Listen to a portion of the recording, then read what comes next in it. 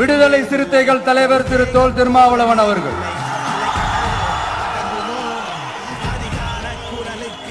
அவங்களால இன்னைக்கு வர முடியாம போச்சு.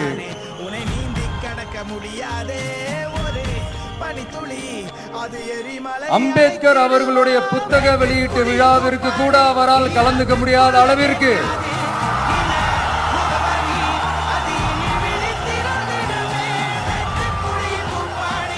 கூட்டணி கட்சிகள் சார்ந்து எவ்வளவு பிரஷர் இருக்கும் என்று என்னால் யூகிக்க முடிந்தாலும்